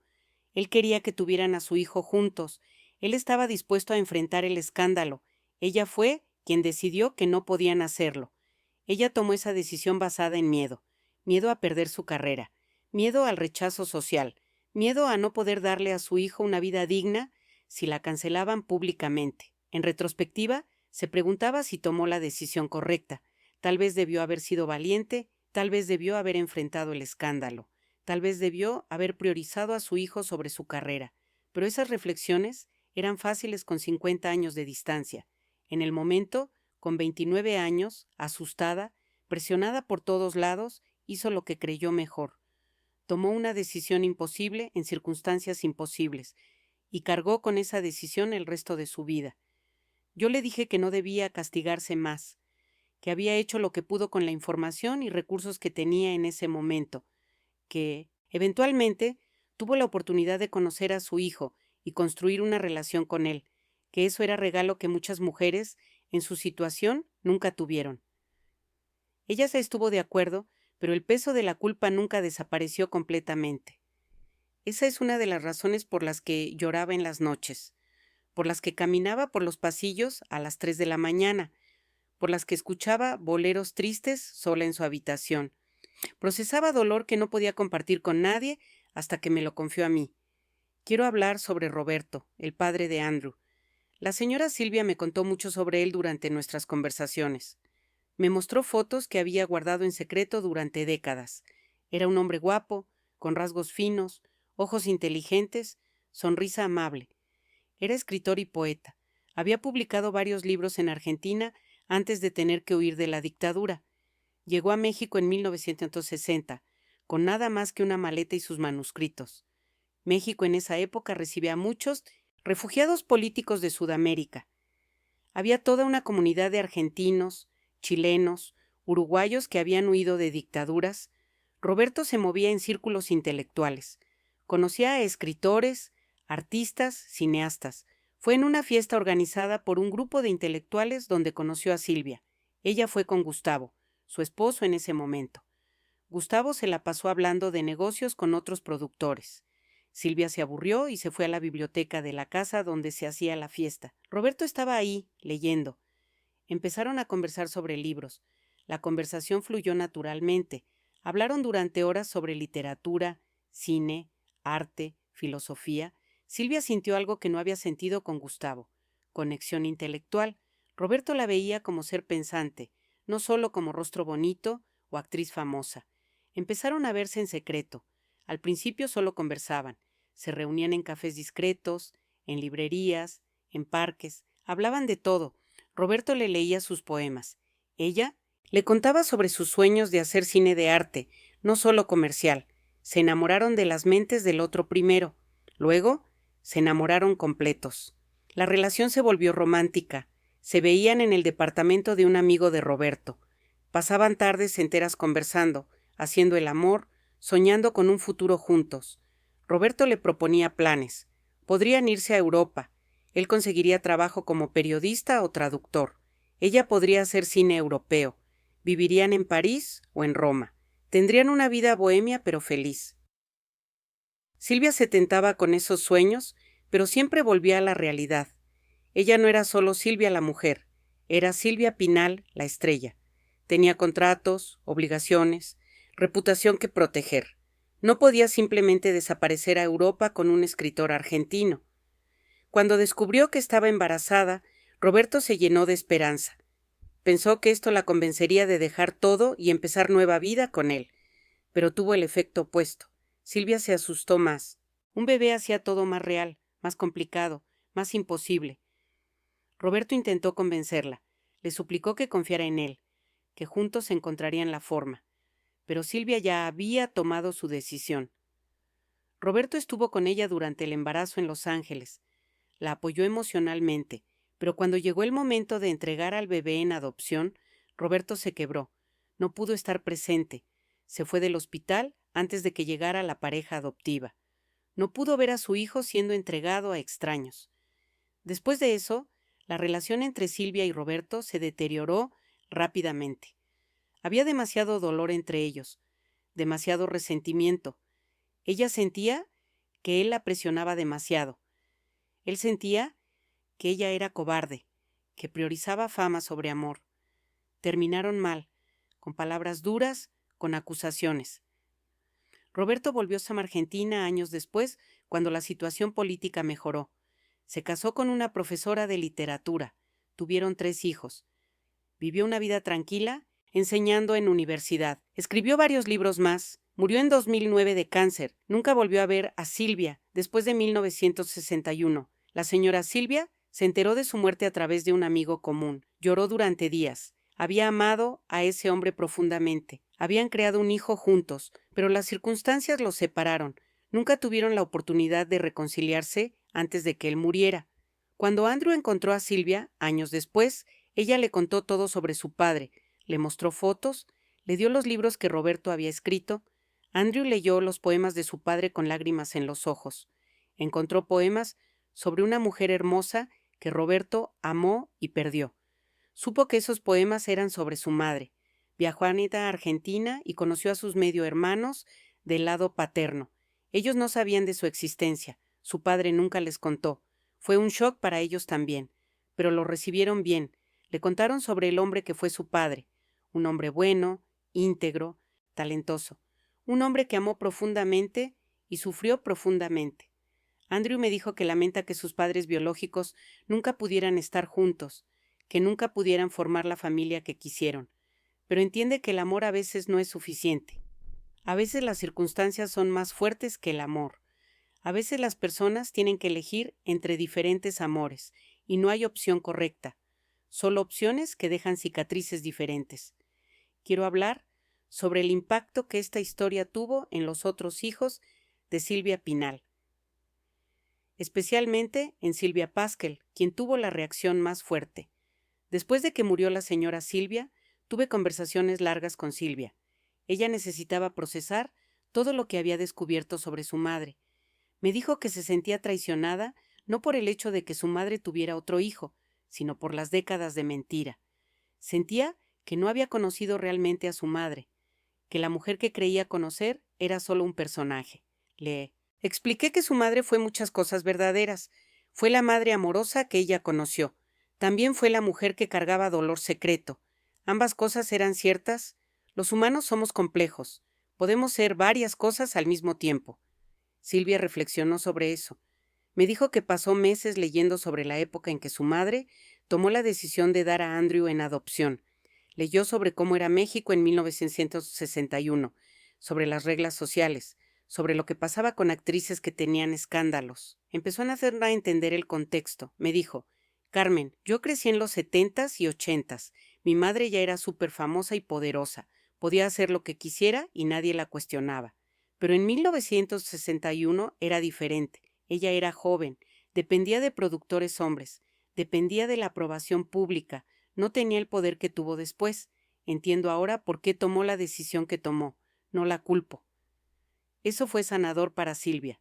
Eventualmente pudo hacer las paces con la memoria de su madre. Incluso se volvió cercana a Andrew, lo invita a reuniones familiares. Sus hijos llaman a Andrew tío. Es hermoso ver cómo la familia se ha unido alrededor de esta verdad en lugar de fragmentarse. Viridiana tuvo una reacción más filosófica. Ella siempre fue la hija más espiritual, más reflexiva. Me dijo que la historia de Andrew le enseñó sobre el perdón, sobre cómo todos cargamos secretos, sobre cómo juzgar a otros sin conocer sus circunstancias completas es injusto. Me dijo que esto cambió su forma de ver a su madre. La vio no como figura inalcanzable, sino como mujer vulnerable que hizo lo mejor que pudo. Alejandra, siendo la más rebelde de los hermanos, tuvo una reacción diferente. Se enojó con la sociedad que obligó a su madre a tomar esa decisión. Dijo que iba a usar esta historia para hablar públicamente sobre los derechos de las mujeres, sobre cómo las reglas sociales dañan a las mujeres, sobre cómo necesitamos cambiar la narrativa. Luis Enrique, el menor, me dijo que siempre supo que su madre cargaba algo pesado. La veía en momentos privados con expresión triste que no entendía. Ahora todo tenía sentido. Me dijo: yo era el bebé de la familia. Mamá me consintió mucho. Creo que parte de eso era que yo le recordaba a Andrew, el hijo que no pudo criar. Me dio todo el amor que no pudo darle a él. Los 4 hermanos me agradecieron por cuidar a su madre durante sus últimos años, por ser su confidente, por guardar su secreto mientras ella vivió, por cumplir mi promesa de contarlo después de su muerte. Me dijeron que esto les ayudó a conocer a su madre más profundamente, a entender sus demonios, a hacer las paces con una mujer compleja que fue buena madre, pero también mujer con pasado doloroso. Andrew me dijo que lo más valioso que obtuvo de toda esta experiencia no fue solo conocer a su madre biológica, fue ganar una familia entera, medio hermanos que lo aceptaron, sobrinos que lo aman, conexión con sus raíces mexicanas. Me dijo: pasé 47 años sintiéndome incompleto. Sabía que faltaba algo. Ahora estoy completo. Sé de dónde vengo. Conozco mi historia. Tengo 2 familias, la que me crió y la que comparto sangre. Soy bendecido. Esas palabras me llenaron de paz. Saber que esta historia que causó tanto dolor eventualmente trajo sanación, que secretos revelados con amor y compasión pueden unir en lugar de dividir. Que la verdad, aunque dolorosa, es mejor que la mentira. La señora Silvia me dijo una vez que el secreto era como veneno, que la corroía desde adentro, que cada día que pasaba sin poder ser honesta sobre Andrew era como morir un poquito. Cuando finalmente pudo tener relación con él, cuando finalmente pudo contarles a sus otros hijos, sintió liberación. El veneno empezó a salir. Me dijo: Carmen, guardar secretos te mata lentamente, te obliga a mentir constantemente, te obliga a recordar qué le dijiste a quién, te obliga a vivir 2 vidas, es agotador, es insostenible. Yo lo hice durante casi 50 años y me destrozó. Por eso pidió que contara esta historia, no solo para ayudar a otras mujeres que pasaron por lo mismo, también para advertir sobre el costo de los secretos, para mostrar que la honestidad, aunque aterradora, es mejor que vivir en mentira. Hay una parte de esta historia que es especialmente dolorosa pero importante contar. Tiene que ver con Gustavo Alatriste, el esposo de Silvia en 1961. Él nunca supo que el bebé que ella tuvo en Los Ángeles era real. Ella le dijo que iba a estudiar actuación. Él le creyó. Cuando ella volvió después de dar a luz y entregar a Andrew en adopción, retomaron su matrimonio como si nada. Tuvieron a Viridiana un año después, en 1962. Viridiana es la única hija que Gustavo y Silvia tuvieron juntos. El matrimonio duró hasta 1967, cuando se divorciaron. La señora Silvia me contó que vivir con Gustavo después de lo de Andrew fue tortura. Cada vez que él la tocaba, ella pensaba en Roberto. Cada vez que discutían, ella quería gritarle la verdad. Tuve un hijo de otro hombre y lo di en adopción mientras tú no sabías nada. Pero nunca lo hizo. Guardó el secreto. Actuó de esposa fiel. Actuó que todo estaba bien. La culpa la comía viva. No solo culpa por haber dado a Andrew en adopción, también culpa por engañar a Gustavo. Aunque su matrimonio con Gustavo no era feliz, aunque él era controlador y difícil, él no merecía ser engañado así. Cuando finalmente se divorciaron en 1967, Silvia sintió alivio.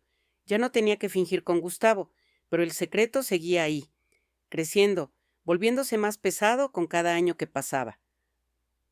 Gustavo murió en 1986. Se fue sin saber nunca que su esposa había tenido un hijo de otro hombre durante su matrimonio. La señora Silvia me dijo que cuando Gustavo murió, sintió alivio mezclado con culpa. Alivio porque ya no había riesgo de que descubriera la verdad. Culpa porque se sintió cobarde por sentir alivio. Me preguntó qué pensaba yo sobre eso. ¿Había sido correcto ocultarle la verdad a Gustavo? Le respondí con honestidad. Le dije que no había respuesta correcta, que contarle habría causado dolor innecesario, que no contarle significaba vivir en mentira. Ambas opciones tenían consecuencias. Ella eligió la que pudo manejar en ese momento. También quiero hablar sobre el impacto que todo esto tuvo en la carrera de Silvia. Si el escándalo hubiera salido en 1961, su carrera habría terminado. No hay duda. México era muy conservador. El público no habría perdonado a una actriz casada que tuvo un hijo con otro hombre. Habría perdido contratos, habría sido cancelada antes de que existiera esa palabra. Pero al mantener el secreto, pudo continuar su carrera. Pudo filmar Viridiana con Buñuel, que la puso en el mapa internacional. Pudo hacer decenas de películas más.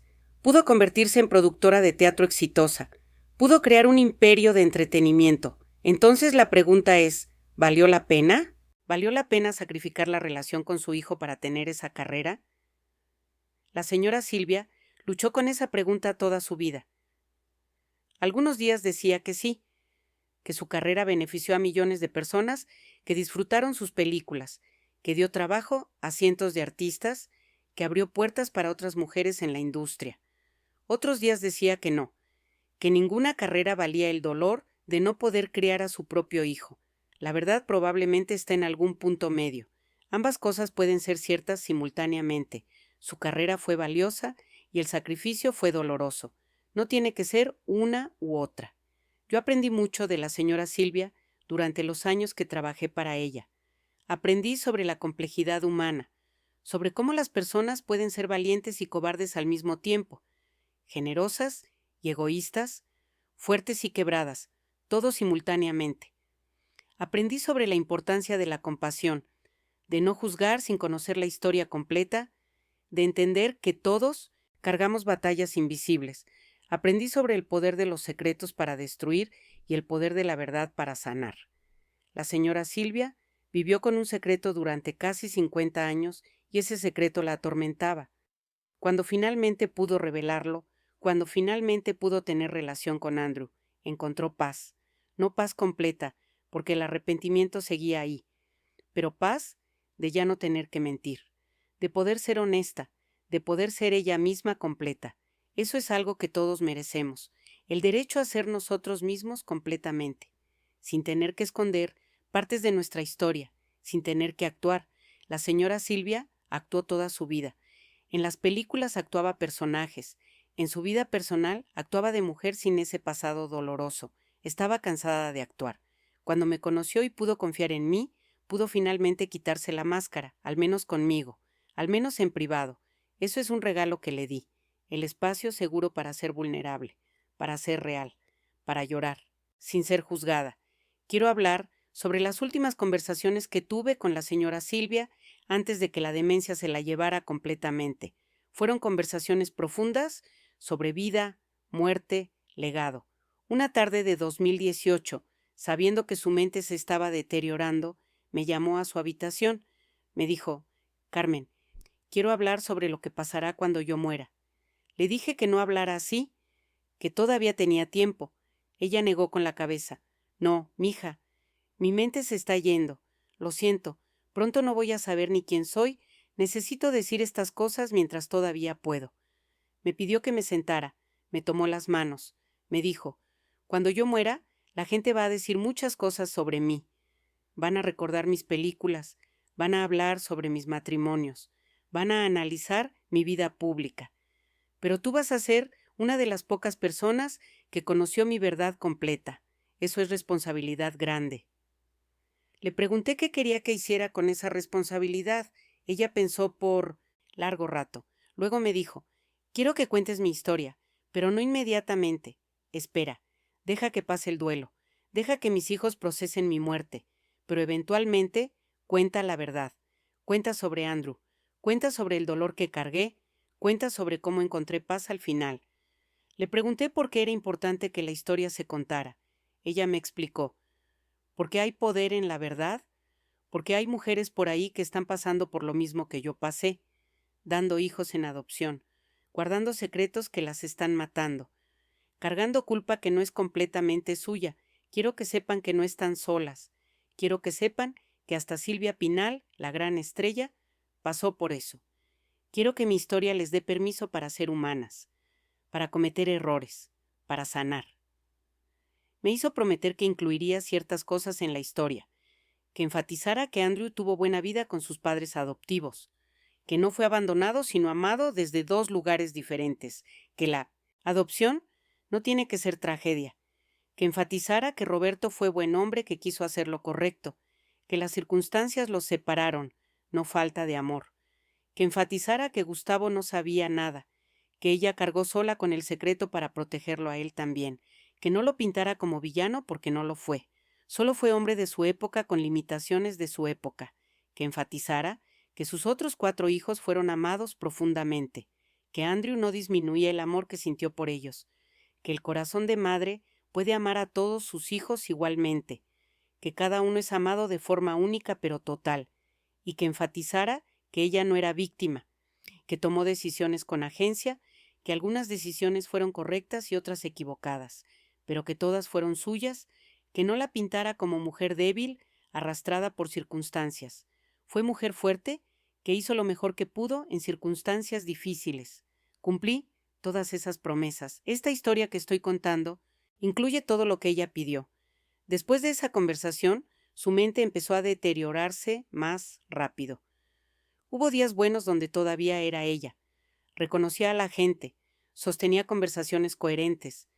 Pero esos días se volvieron menos frecuentes. Los días malos aumentaron. Días donde no sabía dónde estaba. Días donde no reconocía a sus propios hijos. Días donde pensaba que todavía estaba filmando Viridiana en 1961. Esos días eran especialmente dolorosos. Cuando estaba atrapada en 1961, a veces hablaba de su bebé, de Andrés, lo buscaba, preguntaba dónde estaba, lloraba porque no podía encontrarlo. Andrew vino durante uno de esos episodios. Ella no lo reconoció como su hijo adulto. Pensaba que era extraño.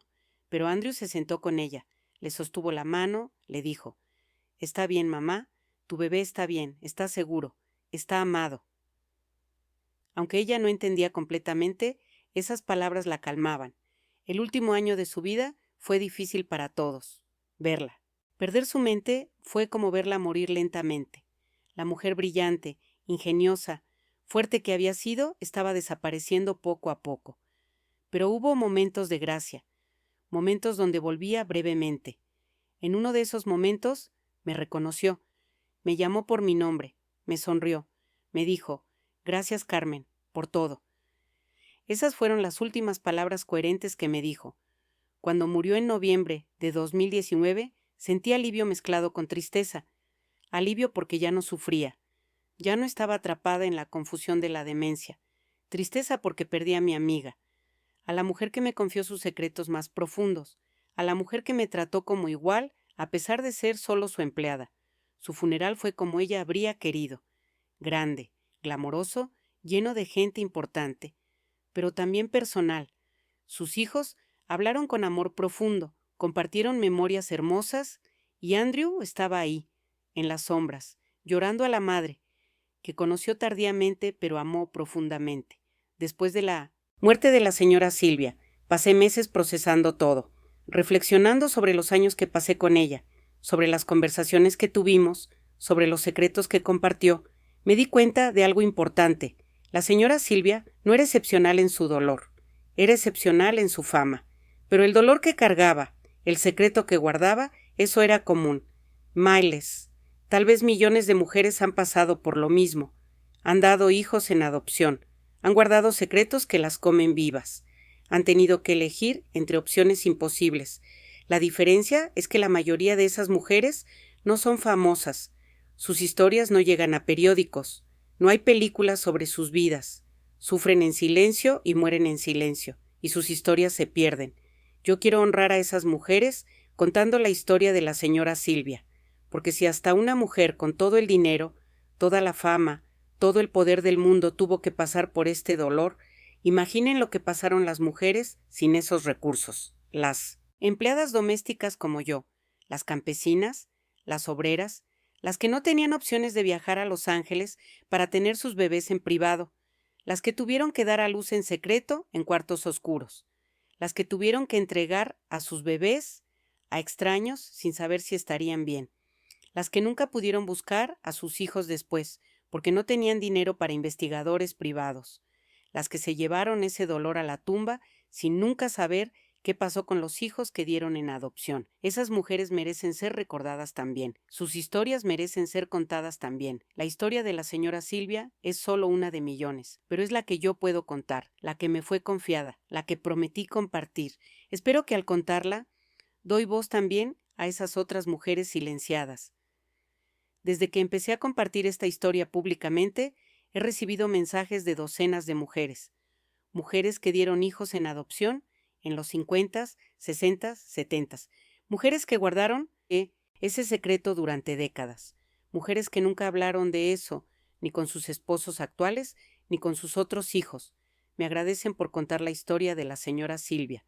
Me dicen que les da permiso para sanar, para hablar, para dejar de cargar la culpa solas. Una mujer de 85 años me escribió contándome que dio a una bebé en adopción en 1958. Tenía 19 años. No estaba casada. El padre de la bebé la abandonó cuando supo del embarazo. Sus propios padres la corrieron de la casa. Tuvo a la bebé en un hogar para madres solteras. La bebé fue adoptada inmediatamente. Nunca la volvió a ver. Durante 66 años cargó esa culpa en silencio. Se casó años después. Tuvo otros 3 hijos. Nunca le contó a nadie sobre la bebé que dio en adopción, ni a su esposo, ni a sus hijos. Vivió con ese secreto comiéndola durante décadas. Cuando leyó la historia de Silvia Pinal, lloró durante días. Finalmente reunió valor y les contó a sus hijos. La reacción fue de sorpresa inicial, pero luego de apoyo. Sus hijos la abrazaron. Le dijeron que no la juzgaban, que entendían que fue decisión imposible en tiempos imposibles. Ahora esa mujer está buscando a su hija. Tiene 66 años ahora. Tal vez vive, tal vez quiere conocer a su madre biológica, tal vez no. Pero al menos ahora la mujer no carga sola con el secreto. Esa es la historia de una sola mujer. Pero hay docenas similares. Todas me agradecen por compartir la historia de Silvia Pinal, por hacer visible lo que ha sido invisible, por hablar de algo que la sociedad prefiere ignorar, el costo que las mujeres pagan por reglas sociales injustas, el dolor que cargan en silencio, la fuerza que tienen que tener para sobrevivir. También he recibido mensajes de hijos adoptados, personas que crecieron sin conocer a sus madres biológicas, personas que se preguntan por qué fueron dados en adopción, si sus madres los amaban, si piensan en ellos. La historia de Andrew y Silvia les da esperanza, les muestra que es posible que sus madres biológicas los hayan amado profundamente, que la adopción no fue rechazo sino sacrificio, que tal vez sus madres cargaron ese dolor durante décadas, igual que Silvia. Un hombre de 50 años me escribió. Fue adoptado en 1974. Siempre se preguntó sobre su madre biológica. La buscó durante años sin éxito. Leyó la historia de Andrew encontrando a Silvia y le dio esperanza para seguir buscando. Eventualmente encontró a su madre biológica. Ella tiene 72 años ahora. Vive en provincia. Lloró cuando él la contactó. Le dijo que no pasó un día sin pensar en él. Ahora tienen relación. Él la visita regularmente. Conoció a sus medio hermanos. Tiene familia extendida que nunca supo que existía. Me dice que la historia de Silvia Pinal lo inspiró a no rendirse en la búsqueda. Que si Silvia y Andrew pudieron encontrarse después de 47 años, él también podía encontrar a su madre. Y lo hizo. Esas historias me llenan de alegría. Saber que compartir la historia de la señora Silvia está teniendo impacto real en vidas reales. Está ayudando a mujeres a sanar. Está ayudando a hijos adoptados a encontrar respuestas. Está cambiando narrativas. Está abriendo conversaciones que necesitan ser abiertas. Quiero terminar esta historia hablando sobre legados. Silvia Pinal dejó muchos legados. Dejó legado cinematográfico, decenas de películas que serán vistas por generaciones. Dejó legado teatral, producciones que marcaron época. Dejó legado familiar. 4 hijos que continuaron en el medio artístico, nietos que llevan su sangre y su talento. Pero el legado que ella más valoraba al final no era ninguno de esos. Era el legado de honestidad, de haber encontrado valor para revelar su verdad, de haber hecho las paces con su pasado, de haber tenido relación con todos sus hijos, incluido el que dio en adopción.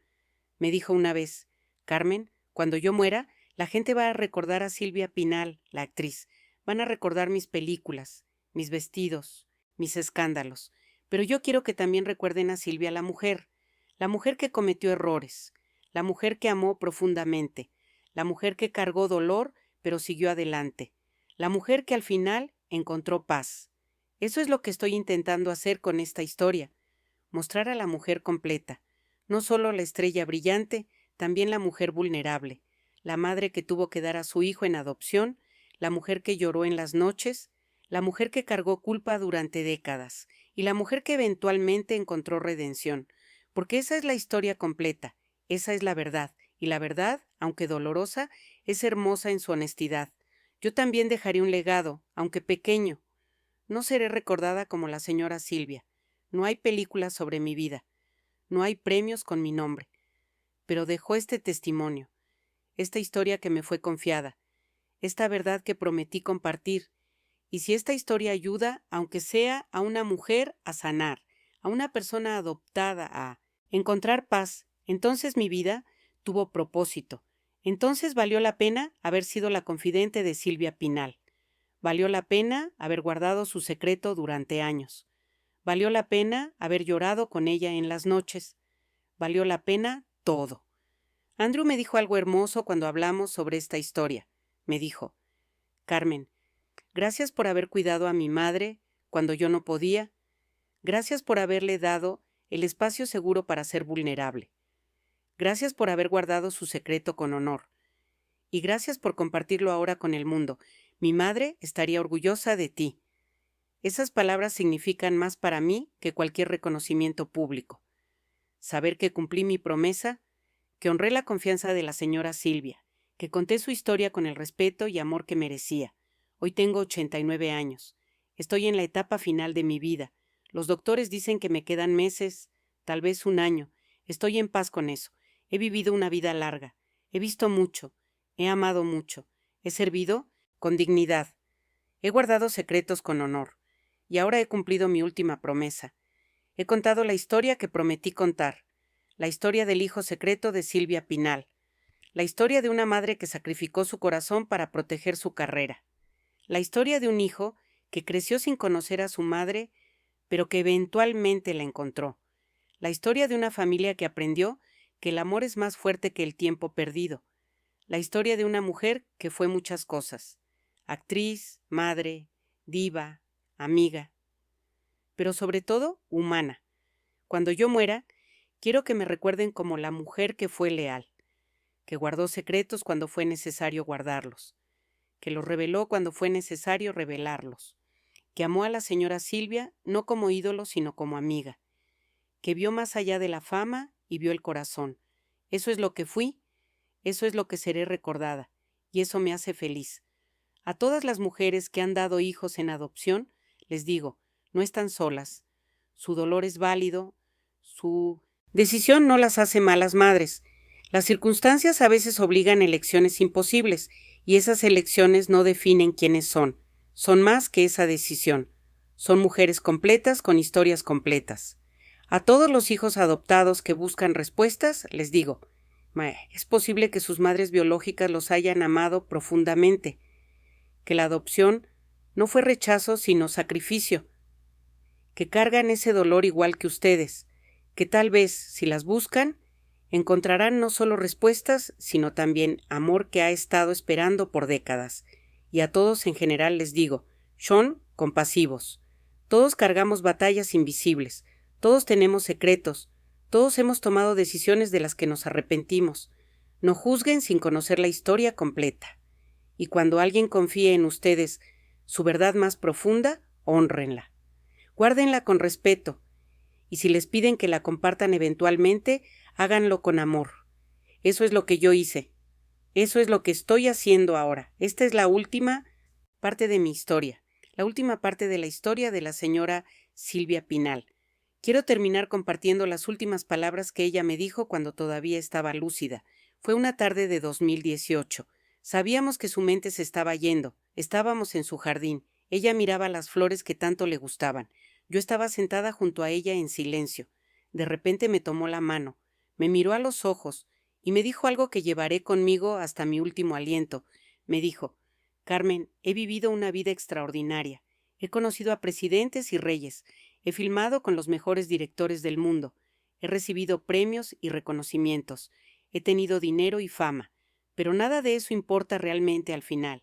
Lo que importa es el amor que di y el amor que recibí. Y tú, Carmen, me diste amor cuando más lo necesitaba. Me diste un espacio seguro para ser yo misma. Me escuchaste sin juzgar. Me sostuviste cuando me caí. Eso vale más que todos los premios del mundo. Lloré cuando me dijo eso. Le dije que el privilegio fue mío, que ella me había dado propósito, que cuidarla, escucharla, ser su confidente había sido el honor de mi vida. Ella sonrió, esa sonrisa hermosa que tenía, y me dijo, entonces hicimos bien, tú y yo. Nos ayudamos mutuamente. Eso es lo que los humanos deben hacer, ayudarse, sostenerse, amarse. Esas fueron las últimas palabras profundas que me dijo. Después de eso, la demencia la llevó, pero esas palabras quedaron grabadas en mi corazón. Ahora, mientras escribo estas líneas finales, pienso en todo lo que viví con ella, los secretos que compartimos, las lágrimas que lloramos juntas, las risas que compartimos en los días buenos, las conversaciones profundas sobre vida y muerte. Todo fue real, todo fue hermoso en su dolor, todo fue necesario. La señora Silvia Pinal fue muchas cosas para mucha gente. Para el público mexicano fue ícono, símbolo del cine de oro, diva glamorosa.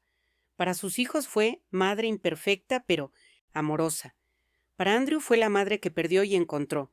Para mí fue amiga, confidente, maestra de vida.